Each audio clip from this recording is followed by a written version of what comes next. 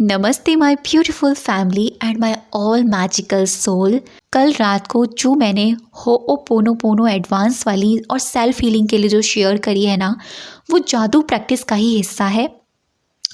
जादू प्रैक्टिस में नहीं दी है, लेकिन मैंने आपसे ये बात कही थी ना कि जो प्रैक्टिस है ना, इसमें मैं आपको मेडिटेशन प्रोवाइड करवाऊंगी। और ये मेडिटेशन जो कल मैंने आपको दी है वो भाई बिल्कुल भी आप लोग स्किप मत करना, उसको कम से कम 21 डेज़ तक फॉलो करना। अगर आप जादू प्रैक्टिस पर काम कर रहे हैं, अगर आप अपने रिलेशनशिप को अच्छा करना चाहते हैं, तो मैं आपसे यही कहूँगी, सामने वाले रिश्ते को ठीक करने से बेटर पहले खुद के साथ का रिश्ता खुद को ठीक कीजिए, खुद से प्यार कीजिए, खुद को प्यार से भर लीजिए, क्योंकि जो आप होंगे वही आप अट्रैक्ट करेंगे। आज डे 14 है और आज के डे की प्रैक्टिस जो है ना, वो हमारे रिश्तों को लेकर है।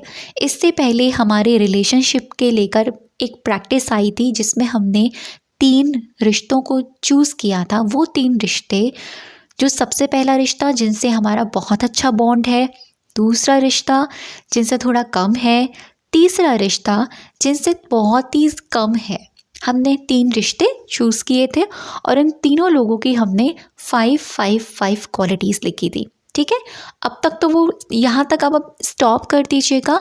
अब आपको उन लोगों की क्वालिटीज़ लिखने की ज़रूरत नहीं है। साथ ही साथ हम लोग 10 ब्लेसिंग्स भी लिख रहे हैं। अब उन 10 ब्लेसिंग को 10 ही रहेंगी, कोई एक आगे पीछे अफर्मेशन मैंने इंक्लूड ही नहीं करवाई है।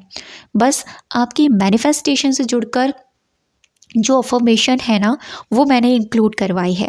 लेकिन आज की जो प्रैक्टिस है ना, वो ये है कि आपको ना अपने रिश्तों को जादुई बनाना है। ठीक है, तो आज की जो प्रैक्टिस का नेम है वो ये है, जादू से अपने रिश्तों को बनाए मधुर। यानी ये जादू आपकी जो रिलेशनशिप है ना, उसको बहुत ही ब्यूटीफुल बना देगा, बहुत ही खूबसूरत बना देगा। तो आज आपको किसी एक रिश्ते को चूज़ करना है, एक रिश्ते को। ठीक है, एक रिश्ते को लेना है और वो एक रिश्ता वो होना चाहिए जिससे आपका बहुत ज़्यादा तकरार है। वो रिश्ता जो बहुत ही ज़्यादा नेगेटिविटी आ गई है उसमें। समझ रहे हैं आप मेरी बात? हो सकता है वो आपका रिश्ता कोई स्पेसिफिक पर्सन हो जिनसे आपका नो कॉन्टैक्ट चल रहा हो सकता है कोई आपका फ्रेंड हो सकता है कोई लाइफ पार्टनर हो, कोई भी हो सकता है ना, रिश्ता कोई भी हो सकता है। लेकिन वो रिश्ता आप लीजिएगा जिस रिश्ते को आप इससे एनी हाउ आपको हील करना है। बस फिर से मैं रिपीट करूँगी, अगर आपको लगता है, अगर आप पार्टनरशिप में हैं या आप लव वाले जोन में हैं, आपको लग रहा है सामने वाला आपको चीट करके गया है या सामने वाला आपको सामने से चीट करके गया है, तो आप उसको अभी मैनिफेस्ट मत कीजिएगा। ठीक है, क्योंकि उसके अंदर वो जो नेगेटिविटी है आप उसको भी अपने साथ अट्रैक्ट कर लेंगे। बेशक वो इंसान आ ज़रूर जाएगा, लेकिन वो क्वालिटी भी उसके अंदर आ जाएगी, उसकी नेगेटिविटी जो है। ठीक है, तो अगर आपको वैसा रिलेशनशिप भी हील करना है ना, तो उसके अंदर वो वाली जो आप जो अच्छी वाली क्वालिटीज़ डालना चाहते हैं ना, उनके लिए आप अफर्मेशन देना स्टार्ट कीजिए। ठीक है, तो पहले हम प्रैक्टिस को जान लेते हैं। प्रैक्टिस क्या कह रही है? यदि आपका कोई संबंध टूट गया हो या आपको उसमें बहुत ज़्यादा मुश्किलें आ रही हैं, प्रॉब्लम्स आ रही हैं, जैसे मैंने अभी आपसे कहा कोई रिलेशनशिप है, टूट गया है, पहले बहुत अच्छा था अब बिल्कुल ख़राब है, ऐसी कोई रिलेशनशिप है आपका और जिसको जुड़ने में बहुत ही प्रॉब्लम्स आ रही है, या आपका दिल टूट गया है, या आप किसी बात के लिए किसी से द्वेष कर बैठे हैं, है ना, कोई ऐसी बात है, तो आप उसको ले सकते हैं। ये कह क्या रहे हैं? ये कह रहे हैं आपको उस रिश्ते के लिए ना ग्रैटिट्यूड होना है। अब वो रिश्ता कोई भी हो सकता है, पति पत्नी का हो सकता है, भाई बहन का हो सकता है, बॉस का हो सकता है, कलीग का हो सकता है, सास ससुर का हो सकता है, अपने इन लॉज का हो सकता है, फ्रेंड का हो सकता है। ठीक है, तो अब आपको करना क्या है? प्रैक्टिस में आपको ये करना है कि 10 ब्लेसिंग जो आप लिख रहे थे वो आपकी ऑलरेडी चलती रहेंगी, उनमें कोई बदलाव नहीं होगा। अपनी नियामतें गिने, 10 नियामतों की सूची बनाएं, लिखें कि आप क्यों कृतज्ञ हैं। 10 ब्लेसिंग जो हम लिखते आ रहे हैं वही लिखते चले जाएंगे, उनमें कोई बदलाव नहीं होगा। 10 ब्लेसिंग के साथ हम रात को अपने मैजिकल स्टोन के साथ प्रैक्टिस कर रहे हैं, पूरे दिन में हुई अच्छी चीज़ों को लिख रहे हैं, बोल रहे हैं। साथ ही साथ हम मॉर्निंग में उठ रहे हैं, ग्रैटिट्यूड कर रहे हैं, मैजिकल मॉर्निंग बना रहे हैं, पूरे दिन को पहले से ही अपना माइंड में क्रिएट कर रहे हैं और ग्रैटिट्यूड कर रहे हैं। साथ ही साथ कोई भी चीज़ हमको दिखती जा रही है, कोई इंसान है, कोई अननोन पर्सन है, उसको हम दिल से धन्यवाद कहते चले जा रहे हैं, हम दिल से ब्लेसिंग देते चले जा रहे हैं, ये हम करते चले जा रहे हैं। ठीक है, आगे ये कहते हैं किसी एक मुश्किल, समस्याग्रस्त या टूटे हुए संबंध को चुने जिसे आप बेहतर बनाना चाहते हैं। अभी मैंने आपको बताया ना, किसी आपको एक ऐसे रिलेशनशिप को चुनना है, सिर्फ एक रिलेशनशिप।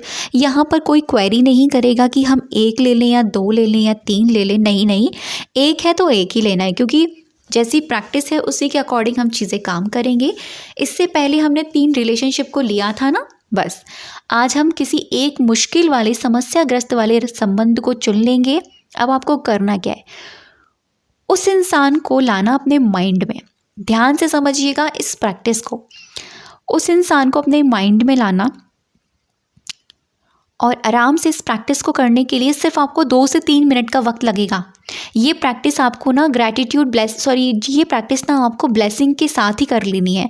जब आप 10 ब्लेसिंग लिखते हो ना, उसी वक्त आपको उसी दौरान करनी है। पहले 10 ब्लेसिंग लिखने ना, जब भी आप लिखते हैं उसके तुरंत बाद आपको करनी है।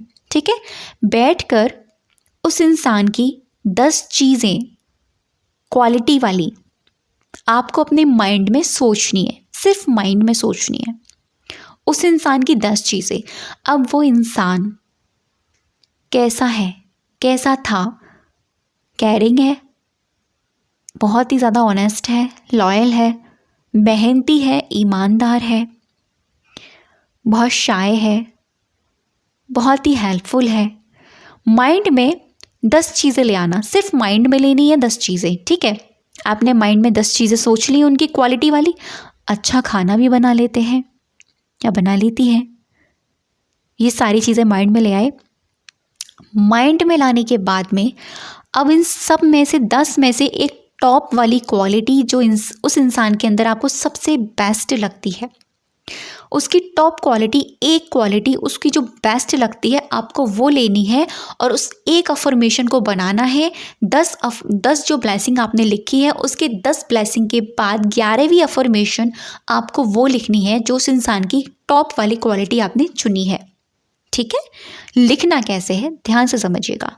आपको लिखना है, मैं दिल से बहुत बहुत बहुत ज़्यादा ग्रैटिट्यूड हूँ, या फिर आपको लिखना है थैंक यू सो मच भगवान जी। आप उस इंसान का नाम लिखेंगे, थैंक यू सो मच भगवान जी इस इंसान के लिए, क्योंकि इसके अंदर मुझे ये क्वालिटी बहुत पसंद है और मैं इसके लिए बहुत ज़्यादा कृतज्ञ हूँ। फिर से रिपीट कर रही हूँ, थैंक यू सो मच भगवान जी इस इंसान के लिए, इसकी जगह उसका नाम लिखेंगे। मुझे इनके अंदर की ये क्वालिटी बहुत पसंद है, मैं इसके लिए बहुत ज़्यादा कृतज्ञ हूँ। ये एक टॉप क्वालिटी, ये जो अफर्मेशन है, ये आपको डेली आपको कम से कम 11 डेज़ या फिर 21 डेज़ तक आपको अपने ब्लेसिंग के नीचे 11 वाली अफर्मेशन के तौर पर लिखना है। ठीक है, 11 दिन के बाद अगर आपको मन करे लिखने का कि नहीं मुझे थोड़े दिन और लेकर जाना है, आप लिख सकते हैं। जब आपका मन ना करे उस इंसान की अब वो क्वालिटी लिखने का, वो अफर्मेशन लिखने का, अब वहीं पर उसको छोड़ दीजिएगा। आपको वो फिर लिखने की ज़रूरत नहीं है, क्योंकि माइंड से, यूनिवर्स से ये संदेश आ चुका है कि दिस इज़ लेट को करो इसे। ठीक है, फिर आप नॉर्मली अपनी जो 10 ब्लेसिंग लिख रहे थे आप वो लिखेंगे। और रात को सोने से पहले हमें अपना मैजिकल स्टोन हाथ में पकड़ना है और पूरे दिन में हुई अच्छी चीज़ों को दिल से धन्यवाद करना है, काउंट करना है और ग्रैटिट्यूड करना है। थैंक यू सो मच भगवान जी, आज के दिन मेरे साथ जो अच्छा हुआ इसके लिए थैंक यू। एंड बस ये हमारी प्रैक्टिस हो गई और ये प्रैक्टिस बहुत ही मैजिकल है।